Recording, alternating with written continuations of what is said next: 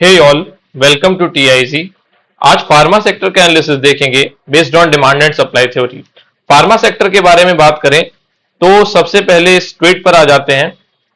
ये ट्वीट 30 जुलाई को किया था। Nifty pharma into the supply zone. जो लोग ट्विटर हैंडल पर फॉलो करते हैं उन्होंने जरूर ये देखा होगा, Nifty pharma into the supply zone. Okay, तो हुआ क्या 30 जुलाई के बाद? देखो, 30 जुलाई को ये कैंडल फॉर्म हुई थी और जब भी कोई प्राइस सप्लाई जोन में एंटर करता है तो पॉसिबिलिटी ऐसी होती है कि उस सप्लाई जोन से डाउन साइड में रिएक्शन आने के चांसेस होते हैं। जो लोग कंटिन्यूअस एनालिसिस फॉलो कर रहे हैं, वीडियोस देख रहे हैं या ट्विटर पर फॉलो कर रहे हैं, उन्हें ये चीज समझ आ रही होगी कि डिमांड और सप्लाई थ्योरी क्या है। जिनको ये पता नहीं कि डिमांड जोन सप्लाई जोन क्या होते हैं, उनके लिए मैं डिस्क्रिप्शन बॉक्स में लिंक दे दूंगा, how to trade demand zone and supply zone.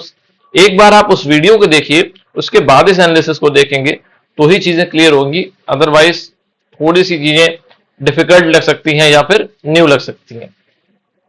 तो ये सप्लाई जोन कौन सा था जिसने फार्मा सेक्टर को नीचे की तरफ पुश कर दिया? तो ये रैली बेस ड्रॉप का सप्लाई जोन था।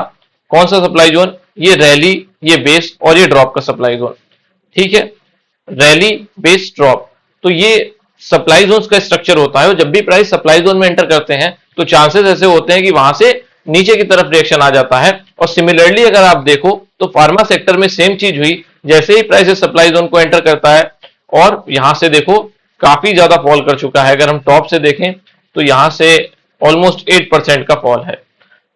अब ऐसी भी बातें हैं कि फार्मा सेक्टर है तो मतलब यूएस में जो भी चीजें चल रही हैं, मिस्टर ट्रंप ने जो ट्वीट किए हैं टैरिफ के रिगार्डिंग की 25% हाइक हुआ टैरिफ, उसके बाद 50% की भी न्यूज आई।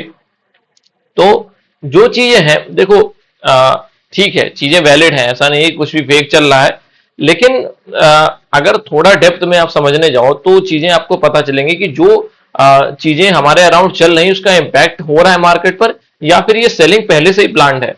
देखो, ये सप्लाई जोन जब बना, ये रैली, ये बेस और ये ड्रॉप जो सप्लाई जोन बनाया होगा इंस्टीट्यूशंस ने, तो ये तो नहीं पता होगा कि टैरिफ और आने वाला है या मतलब फार्मा पर भी टैरिफ लग सकता है या इसी दिन ये न्यूज आएगी। तो देखो, थोड़ा लॉजिकल आप सोचोगे तो आपको चीजें ज्यादा क्लियर होंगी। तो ऐसा नहीं होता, ये सप्लाई जोन के कारण फॉल था। और फार्मा पर अगर आप इंपैक्ट देखने जाओगे, मैंने थोड़ा सर्च किया, ये चैट जीपीटी जो है उसको यूज किया और यहां पर देखो अगर आप, तो despite sweeping of 25% tariff imposed on most Indian imports set to escalate total duties of 50% starting अगस्त 27। ठीक है, लेकिन इसमें क्या है कि मेजॉरिटी जो इंपोर्ट है उस पर 25% टैरिफ है, लेकिन इंक्लूडिंग एपीआई एंड फॉर्मुलेशंस, ये क्या है? Explicitly exempted. मतलब जो भी टैरिफ लग रहा है वो फार्मा सेक्टर और जो उसके एपीआई और फॉर्मुलेशंस होते हैं, जो मेडिसिन बनाने के लिए अलग से चीजें यूज होती हैं, उन पर जो है वो टैरिफ नहीं है। ठीक है, डिटेल डेप्थ में नहीं जाते हैं। सेम चीज अगर आप इस पे देखोगे टाइम्स ऑफ इंडिया पे, तो यहां पर भी सेम चीज मेंशन की हुई है कि pharmaceutical however received a temporary exemption from the tariff. तो जब उस पर इतना इंपैक्ट नहीं है फिर भी इतना सेलिंग क्यों आ रही है? अब देखो, जब थोड़ा सा लोअर टाइम फ्रेम में समझ चले जाते हैं तो यहां पर देखो एक रेंज बिल्ड हो रही थी और ये रेंज जो है वो कॉन्वेंशनल थ्योरी के अकॉर्डिंग क्या है? एक ब्रेकआउट है। ठीक है, एक रेंज बिल्ड हुई और ये एक अच्छा ब्रेकआउट, जहां पर जो है बायर्स जो है वो ब्रेकआउट के कारण हो सकता है कि इनवाइट किए गए हों।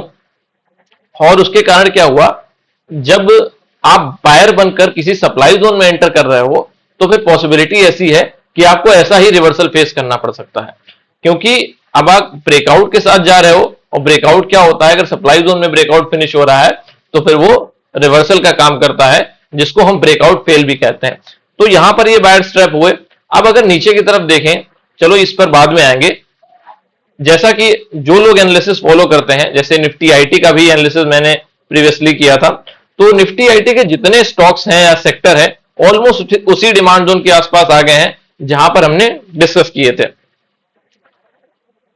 तो फार्मा सेक्टर की स्टोरी समझते हैं। जैसे आईटी सेक्टर का एनालिसिस किया था तो स्टोरी समझी थी, सिमिलरली फार्मा सेक्टर की भी हम एक बार स्टोरी समझ लेते हैं और इसके लिए मैं क्वार्टरली टाइम फ्रेम पर आऊंगा। तो देखो, फार्मा सेक्टर में ये वाला टाइम था जब पहली बार क्वार्टरली मतलब चार्ट के अकॉर्डिंग यहां पर एक क्वार्टरली का डिमांड जोन फॉर्म हुआ, ड्रॉप, 3 बेस कैंडल और रैली का डिमांड जोन, और प्राइस इस डिमांड जोन में आ गया। और ये करेक्शन जो था वो नॉर्मल करेक्शन था, ध्यान से सुनिए, नॉर्मल करेक्शन था। ये करेक्शन रिसेशन का नहीं था, 2008 के अकॉर्डिंग नहीं हुआ, 2020 के अकॉर्डिंग नहीं हुआ, मतलब नॉर्मल करेक्शन। और उस नॉर्मल करेक्शन में प्राइस ने क्या किया, क्वार्टरली डिमांड जोन में एंटर किया और एक अच्छी रैली दिखा दी, ठीक है। उसके बाद क्या हुआ, यहां पर एक रैली होने के बाद प्राइस साइडवेज हो गया और रैली, 2 बेस कैंडल और रैली का डिमांड जोन बना दिया। रैली, 2 बेस कैंडल और रैली का डिमांड जोन, इन दोनों कैंडल्स जो रेड कैंडल्स हैं उनको मैं बेस कैंडल कंसीडर कर रहा हूं, और उसके बाद जो ये एक्सप्लोसिव बिग ग्रीन कैंडल है उनको रैली कंसीडर कर रहा हूं। फिर क्या होता है, अगेन प्राइस इस डिमांड जोन में आता है और यहां से ऊपर चला जाता है, तो यहां पर रैली, बेस बेस रैली के डिमांड जोन को प्राइस रिस्पेक्ट करता है और यहां से ऊपर चला जाता है, ठीक है। अगेन यहां पर देखो ये ड्रॉप, ये तीनों कैंडल्स को मैं बेस कैंडल कंसीडर कर रहा हूं, और उसके बाद क्या होता है, प्राइस इस डिमांड जोन में आता है और यहां से ऊपर चला जाता है। तो कंटिन्यूस क्या हो रहा है, क्वार्टरली के डिमांड जोन रिस्पेक्ट हो रहे हैं, ठीक है। फिर क्या होता है कि यहां पर भी एक जब प्राइस ऊपर जाता है तो यहां पर अगेन एक क्वार्टरली का डिमांड जोन फॉर्म करता है, रैली, 4 बेस कैंडल और रैली का डिमांड जोन, अगेन इसी डिमांड जोन में आके स्लाइड रिएक्शन देखने को मिलता है। लेकिन ये रिएक्शन वैसा नहीं था जैसा फार्मा सेक्टर अभी तक फॉलो कर रहा था। और वो क्यों नहीं था, क्योंकि 2008 का समय था जहां पर मैक्सिमम स्टॉक्स या मैक्सिमम सेक्टर, ऑलमोस्ट सारे ही सेक्टर और सारे स्टॉक्स मैसिव फॉल किए थे।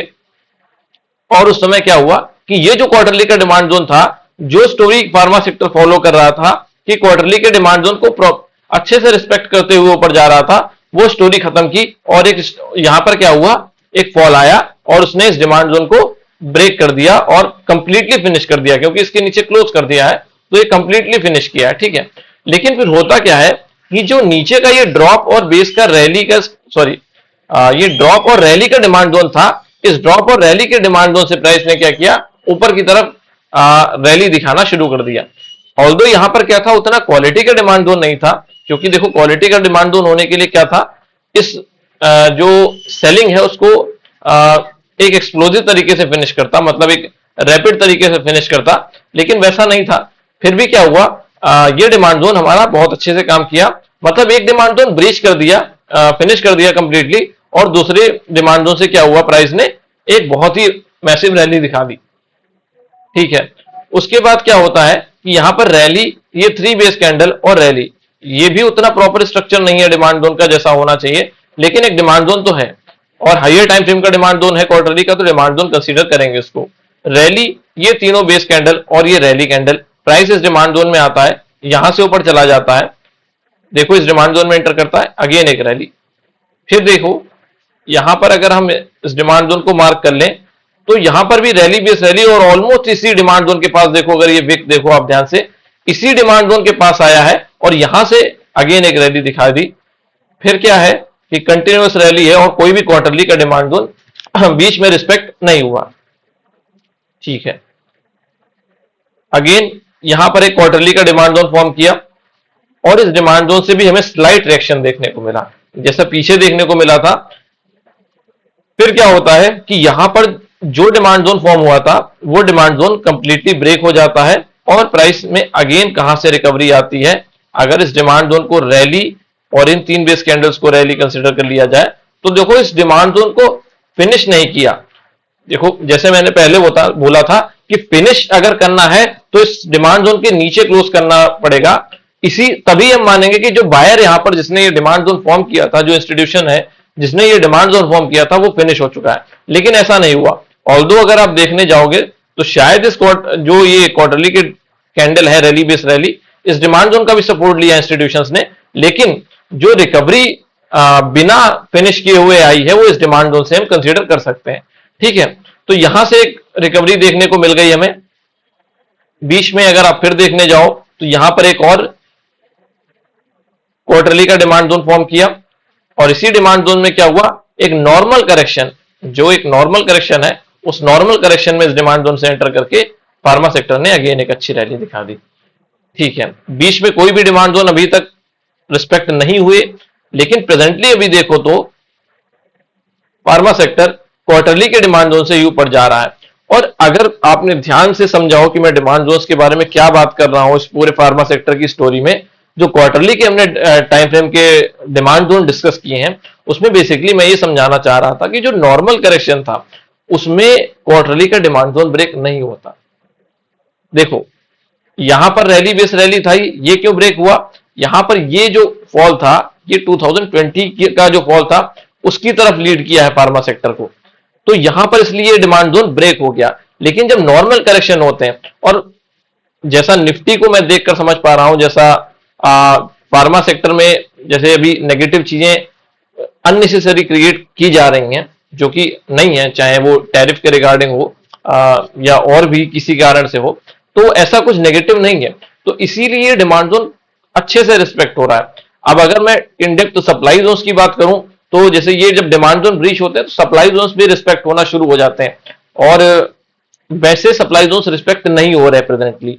ठीक है, यहां पर जब मैं उस चीज को एनालाइज कर रहा हूं तो वैसे सप्लाई जोन अभी रिस्पेक्ट नहीं हो रहे हैं, क्योंकि बैक टू बैक आप देखने जाओ, मैं लोअर टाइम में थोड़ा समझा देता हूं कि क्यों मुझे नहीं लग रहा है कि ये डिमांड जोन ब्रेक होगा।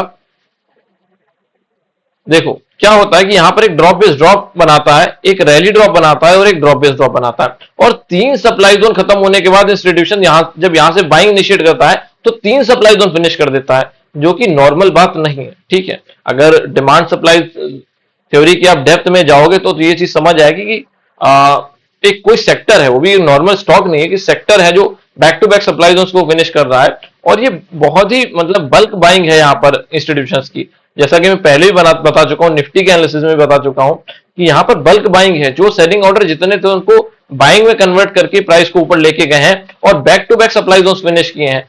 तो बहुत कम चांसेस हैं कि वो इस रेंज को ब्रेक कर दें, या इस जो क्वार्टरली के डिमांड जोन का सपोर्ट लेके ऊपर जा रहे हैं उसको ब्रेक कर दें। ठीक है, तो इसलिए ऐसी कॉन्वेक्शन है, और जो स्टोरी हमने समझी इसीलिए मैं इसको नॉर्मल करेक्शन कंसीडर कर रहा हूं। और स्टोरी हमें क्या बताती है, जब नॉर्मल करेक्शन के साथ प्राइस फार्मा सेक्टर में क्वार्टरली के डिमांड जोन के अंदर एंटर करता है तो हमें एक अच्छी रैली देखने को मिल जाती है। और देखो जैसे यहां पर था, एक अच्छी रैली देखने को मिली, और नॉर्मल करेक्शन के साथ एक बार यहां पर भी देखो नॉर्मल करेक्शन के साथ अच्छी रैली देखने को मिल गई। अगेन यहां पर भी जब हमने समझा था नॉर्मल करेक्शन के साथ अच्छी रैली देखने को मिली थी।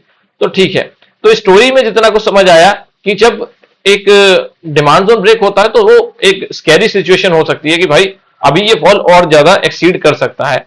जो चीज आप देखो तो ये 2020 के अराउंड हुई है, टॉप तो बहुत पहले बन चुके थे, चाहे निफ्टी में हो चाहे फार्मा सेक्टर में हो। कोविड वॉज अ सिचुएशन जहां पर पैनिक क्रिएट हुआ, वो लास्ट सिचुएशन थी, तो वहां पर बहुत ज्यादा हैवी सेलिंग हुई और उसी के अराउंड बॉटम बना जब कोविड की न्यूज ब्रेकआउट हुई।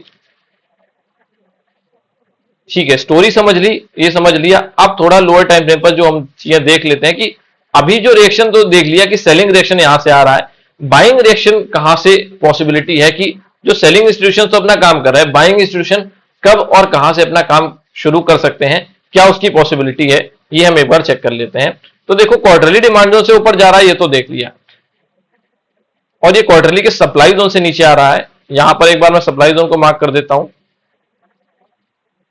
ये वीकली का सप्लाई जोन है। ठीक है, और ऊपर की तरफ देखो क्वार्टरली का क्या है, स्ट्रक्चर है, ये रैली बेस और ड्रॉप स्ट्रक्चर। क्यों मैं बोल रहा हूं, क्योंकि प्रॉपर सप्लाई जोन होता तो इस जो बाइंग थी एटलीस्ट इसको फिनिश करना चाहिए था, तब हम एटलीस्ट कंसीडर करते कि यहां सप्लाई जोन बना है। मंथली एंड वीकली पर जैसे आते हैं तो ये सप्लाई जोन का रिएक्शन, तो नीचे की तरफ अगर आप देखने जाओ तो ये ड्रॉप और रैली का डिमांड जोन है। ठीक है, अगेन उतना स्ट्रॉन्ग डिमांड जोन नहीं है, रीजन सेम कि जहां पर जो बाइंग इनिशिएट हुई वो सेलिंग को उतने अच्छे से फिनिश नहीं कर पाई, इसलिए उसको इतना स्ट्रॉन्ग डिमांड जोन कंसीडर नहीं कर रहे हैं। लेकिन पॉसिबिलिटी ऐसी है कि फार्मा सेक्टर में जब ये रैली इनिशिएट हुई तो एटलीस्ट इंटरमीडिएट टाइम फ्रेम पर इंस्टीट्यूशंस ने जो पुश दिया है वो यहीं से दिया है।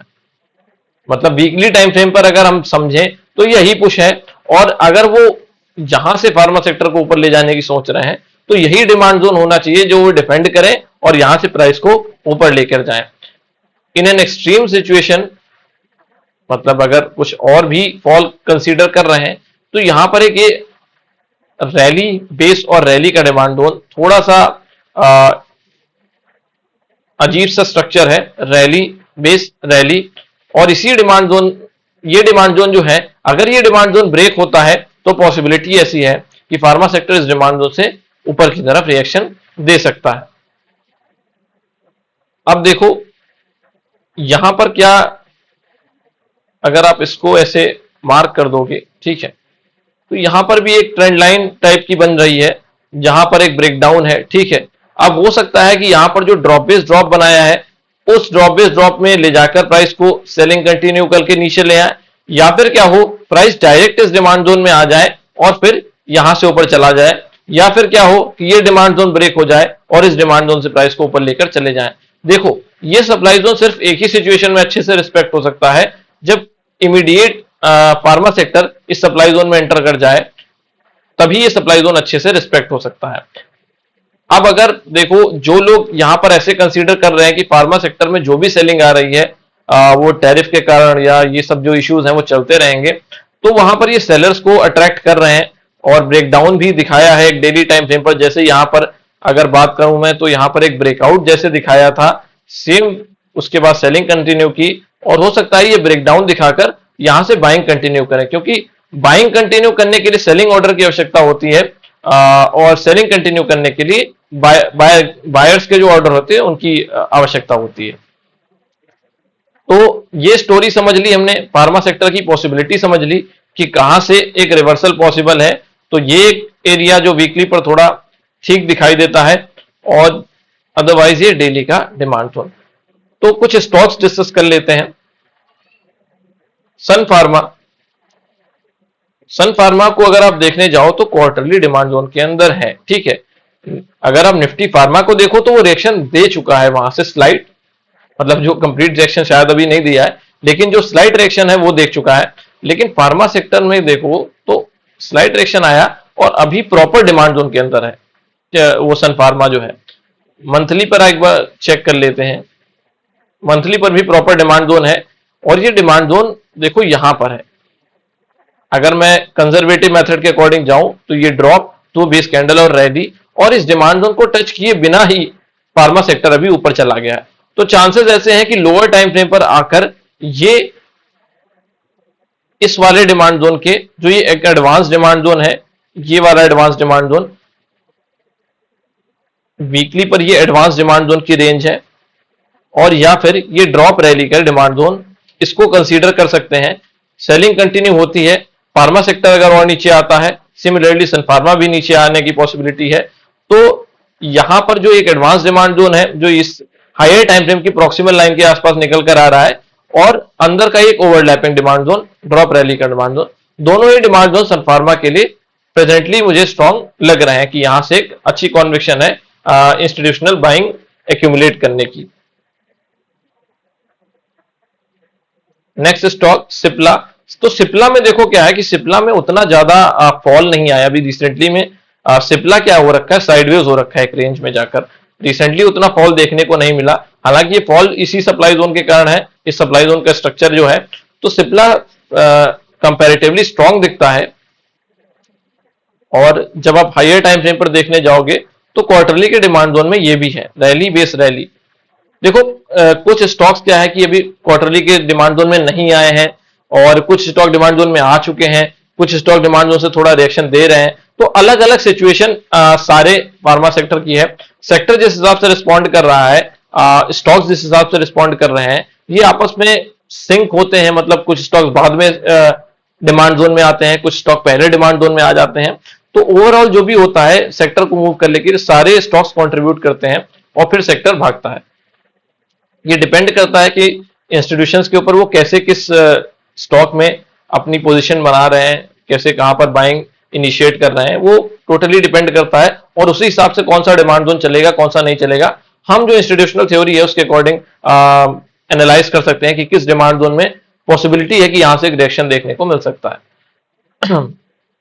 तो यहां पर सिप्ला में अगर मैं देखूं तो उतना अभी कोई क्वालिटी का डिमांड जोन दिखाई नहीं दे रहा, क्योंकि ऑलरेडी क्वार्टरली के डिमांड जोन से निकल चुका है। यहाँ पर जो एक इम्बैलेंस था वहां से प्राइस थोड़ा शूट कर रहा है। अगर डेली टाइम फ्रेम पर कोई डिमांड जोन कंसीडर किया जा सकता है तो वो ये रैली बेस रैली है। अदरवाइज उतना कुछ भी क्वालिटी का नहीं दिखाई देता। लेकिन ऐसा नहीं है कि क्वालिटी का अभी प्रेजेंटली नहीं दिखाई दे रहा है तो सिप्ला वीक है, ऐसा नहीं है। वो ऑलरेडी उन डिमांड जोन्स को रिस्पेक्ट कर चुका है जो सन फार्मा रिस्पेक्ट करने आ रहा है। डिविस लैब डिविस लैब में ये रैली बेस रैली का वीकली का एक डिमांड जोन है। तो पॉसिबिलिटी ऐसी है कि इस डिमांड जोन में कंसोलिडेशन के बाद शायद डिविस लैब ऊपर की तरफ मूव कर सकता है। Similarly doctor Reddy rally base rally के इस डिमांड जोन में आ चुका है और यहां से स्लाइड डायरेक्शन देखने को मिल रहा है। तो सारे सेक्टर लगभग डिमांड जोन में हैं, कुछ डिमांड जोन की तरफ मूव कर रहे हैं। जैसे अभी मैं हायर टाइम फ्रेम पर थोड़ा स्विच करके आपको दिखाता हूं। ल्यूपिन अभी इस डिमांड जोन में नहीं आया। हो सकता है फार्मा सेक्टर ऊपर चला जाए लेकिन ल्यूपिन ऊपर ना जाए, ऐसी चांसेस हैं। क्योंकि जब मैं प्रीवियस एनालिसिस किया है मैंने तो उसमें ये सब चीजें देखी हैं कि हाँ कुछ स्टॉक्स मतलब फार्मा सेक्टर डिमांड जोन में था, pharma sector almost demand zone से निकल के 4-5% ऊपर चला गया है, लेकिन वो स्टॉक वहीं के वहीं है या वहां से नीचे की तरफ मूव कर रहे हैं, नेगेटिव मूव कर रहे हैं। ऐसा क्यों है? क्योंकि वो शायद अभी उस क्वालिटी के डिमांड जोन में नहीं आए। सिमिलरली एक चीज मैं और बता दूं कि कुछ स्टॉक ऐसे होते हैं जो उसी जैसे ल्यूपिन का ही देख लेते हैं कि पॉसिबिलिटी ऐसी भी है कि ल्यूपिन को इस डिमांड जोन की आवश्यकता ना पड़े, सेक्टर सपोर्ट इतना अच्छा मिल जाए कि प्राइस यहां से ऊपर की तरफ निकल जाए। तो हर चीज की पॉसिबिलिटी है।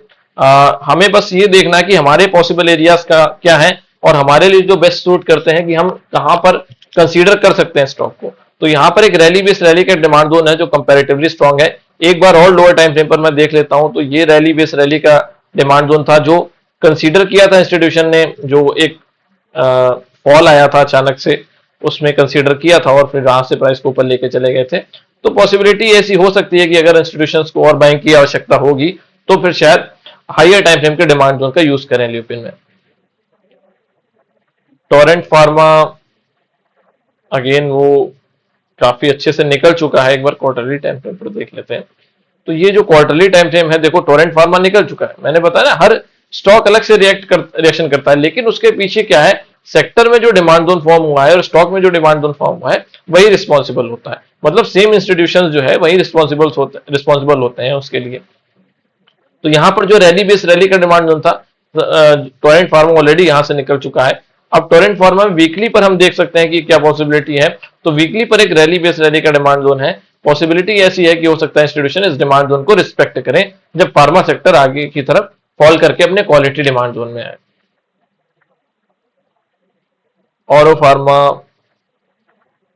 अगेन औरो फार्मा क्वार्टरली के डिमांड जोन में है, जैसे सन फार्मा में हमने देखा था। अब इसमें जो प्रोबेबल एरिया क्या है हो सकता है वो एक बार लोअर टाइम फ्रेम पर आकर चेक कर लेते हैं।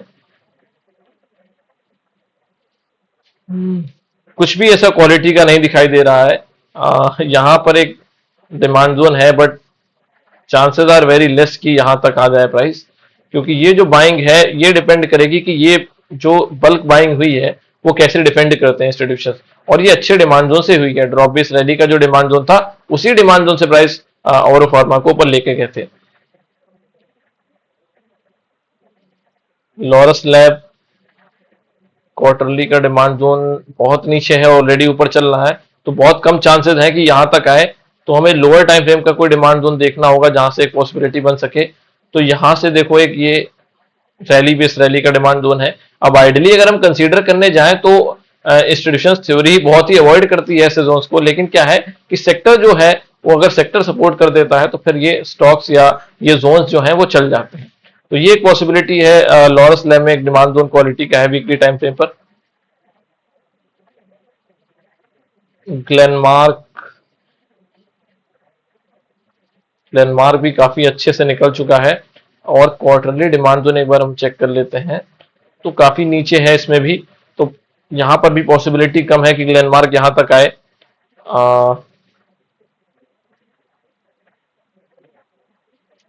अगेन कोई उतना अच्छा डिमांड जोन नहीं दिख रहा, बट इसको रैली बेस रैली कंसीडर कर सकते हैं, जो कि डेली टाइम फ्रेम में बहुत स्ट्रॉन्ग डिमांड जोन है, ऐसा नहीं है। लेकिन हायर टाइम फ्रेम का कोई डिमांड जोन उतना स्ट्रॉन्ग नहीं दिखता। एल्केम ये मंथली का ड्रॉप रैली का स्ट्रक्चर और इसके ऑर्डर लेकर ही ऊपर जा चुका है। तो क्वार्टरली के डिमांड जोन से ये भी है, सिमिलरली सन फार्मा की तरह क्वार्टरली के डिमांड जोन में ही है, और जो वीकली का ओवरलैपिंग होगा मे बी वहां से ऊपर जा रहा है। जैसे यहाँ पर ड्रॉप, 3 बेस कैंडल और रैली का स्ट्रक्चर इसी को रिस्पेक्ट करके ऊपर गया है, तो देखना होगा कि ये कहां से रिएक्शन देता है। अभी तो इमीडिएट कोई ऐसा डिमांड जोन नहीं दिख रहा, लेकिन सेक्टर अगर सपोर्ट करता है तो फिर स्टॉक्स लो क्वालिटी के भी जो लोअर टाइम फ्रेम के 75 मिनट 125 मिनट के डिमांड जोन होते हैं, वहां से भी एक हमें अच्छा रिएक्शन देखने को मिल जाता है। जाइडस में एक स्ट्रक्चर है ड्रॉप बेस बेस रैली का, ड्रॉप 2 बेस कैंडल और रैली का स्ट्रक्चर है ये। वीकली टाइम फ्रेम पर डिस्ट्रीब्यूशन दिखता है, डेली टाइम फ्रेम पर एक ये एरिया है जो ओरिजिन की तरह काम कर सकता है। अगर यहां पर आ जाता है जाइडस तो पॉसिबिलिटी है कि यहां से मेरे एक्शन देखने को मिल जाए। देखो वो कंप्लीटली डिपेंड करेगा कि फार्मा सेक्टर कब डिमांड जोन में आ रहा है, और जो उसका और जो डिमांड जोन है वो कैसे रिस्पेक्ट कर रहा है उस प्राइस को। तो उन चीजों पर डिपेंड करेगा कि सेक्टर्स के जो स्टॉक हैं वो कहां से रिएक्शन दे सकते हैं। जैसे आप बायोकॉन को देखो तो बायोकॉन रैली बेस रैली के मंथली डिमांड जोन की तरफ लीड कर रहा है, और हाइयर टाइम फ्रेम पर अगर क्वार्टरली पर देखें तो क्वार्टरली से ही ऊपर जा रहा है, रैली 3 बेस कैंडल और रैली एचआरएम मेथड के अकॉर्डिंग ऊपर जा रहा है। इन बिटवीन मंथली का एक डिमांड जोन फॉर्म कर दिया है, और इसी डिमांड जोन की तरफ अभी वापस आते हुए दिख रहा है। इफ्का में देखो तो ये भी क्वार्टरली के डिमांड जोन से ऊपर जा रहा है, और यहां पर एक लो क्वालिटी का वीकली का डिमांड जोन। देखो डिमांड जोन के स्ट्रक्चर उतने अच्छे नहीं दिखते हैं फार्मा सेक्टर में जितना भी हमने देखा है, लेकिन क्या है कि फार्मा सेक्टर में जो डिमांड जोन है वो बहुत अच्छा है, और हाइयर टाइम फ्रेम के डिमांड जोन से ऑलरेडी मैक्सिमम स्टॉक ऊपर जा रहे हैं। मतलब जो क्वार्टरली का डिमांड जोन था वो बना चुके हैं, वो जो मैक्सिमम ऑर्डर उनको लेके जाने थे अभी हमें इसलिए नहीं दिख रहा कि जो एग्जीक्यूशन होना था वो हो चुका है, ठीक है, लेकिन ऐसा नहीं कि वो एग्जीक्यूशन कंप्लीट हो चुका है। वो एक इनिशिएशन है, वो एक शुरुआत है जहां से ये चीजें वो आगे कंटिन्यू करेंगे। और इंस्टीट्यूशन जो है वो ऐसे ही बाइंग करते हैं, जब उन्हें बाइंग करनी होती तो लोअर हाइयर टाइम फ्रेम के डिमांड जोन से प्राइस रिस्पेक्ट करता है। जनरली ऐसा होता है कि हाइयर टाइम फ्रेम के डिमांड जोन से प्राइस रिस्पेक्ट करता है, और लोअर टाइम फ्रेम का के ऑर्डर्स की जो है वो सपोर्ट लेते हुए ऊपर जाता है, प्राइस एकदम से ऊपर नहीं भाग सकता। तो ये इफ्का में एक डिमांड जोन दिख रहा है। यहां पर अबाउट इंडिया में भी एक demand zone weekly time frame पर दिखता है, रैली बेस रैली का demand zone. Ajanta pharma,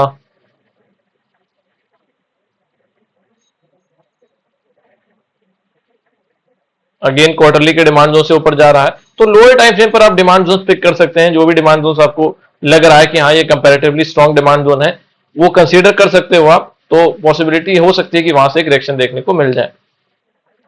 gland में वीकली टाइम फ्रेम पर एक ये डिमांड जोन है और एक ये डिमांड जोन, तो दो रैली बेस रैली के डिमांड जोन है। अगेन डिपेंड करेगा फार्मा सेक्टर पर कि फार्मा सेक्टर कब डिमांड जोन में आ रहा है अपने क्वालिटी के, और फिर वहां से डिसाइड होगा कि कौन सा स्टॉक कैसे रिएक्शन देगा। ग्रेनुअल्स क्वार्टरली के डिमांड जोन से ही रिएक्शन दे रहा है, अभी तो नीचे की तरफ आ रहा है, लेकिन जो रिएक्शन इनिशिएट हुआ है वो क्वार्टरली के डिमांड जोन से ही हुआ है। जेबी केमिकल पेट्रो कोई डिमांड जोन नहीं है क्वार्टरली टाइम फ्रेम पर, मंथली पर भी उतना स्ट्रॉन्ग कुछ नहीं है। इसमें क्वार्टरली का डिमांड जोन हमें उतना अच्छा नहीं दिखता है। तो सारे स्टॉक लगभग हमने देख लिए जो भी पॉसिबिलिटी है। अब इन डेप्थ हम नहीं जा सकते उतना ज्यादा, इन डेप्थ के लिए तो बहुत लंबी वीडियो हो जाएगी कि हम एकदम लोअर टाइम फ्रेम पर पिक करें, हर स्टॉक की स्टोरी समझने जाएं, तो फिर चीजें थोड़ी डिफिकल्ट हो जाती हैं, एक्सप्लेन करना भी एक लंबी वीडियो में बनाने में। तो ओवरऑल मेरा जो पर्पस था आपको बताने का कि जो भी टैरिफ के रिगार्डिंग चीजें हैं, और जो भी पैनिक फार्मा सेक्टर में आपको दिख रहा है, तो ऐसा नहीं है कि मतलब चीजें अभी इमीडिएट हो रही हैं, चीजें पहले से प्लान्ड होती हैं। और कोई भी चीजें हैं, बाइंग है सेलिंग है, ये इंस्टीट्यूशंस करते हैं और बहुत ही अरेंज्ड वे में करते हैं। आपको लगता है कि सब कुछ सडन हो जाता है, ऐसा नहीं है। उनके हिसाब से हमेशा उनके हिसाब से भी नई चीजें जाती हैं, लेकिन वो चांसेस ऐसे होते हैं कि जो भी वो प्लानिंग करते हैं उसको एग्जीक्यूशन में को इम्प्लीमेंट करते हैं शायद वो तब करते हैं जब वो किसी इवेंट को टारगेट करते हैं, शायद रिजल्ट्स को टारगेट करते हैं, ये सब उनके ऊपर डिपेंड करता है, लेकिन चीजें प्लांट तरीके से होती हैं। जब इंस्टीट्यूशंस थ्योरी आप समझोगे, डिमांड सप्लाई उसको समझोगे, तो चीजें ज्यादा क्लियर होगी। तो ये था फार्मा सेक्टर का एनालिसिस। लगभग मैंने सब कुछ एक्सप्लेन किया है जितना मैं कर सकता था, जितनी मुझे नॉलेज है। अगर आपको एनालिसिस अच्छा लगा हो तो प्लीज लाइक करें, शेयर करें, सब्सक्राइब करें। Thank you.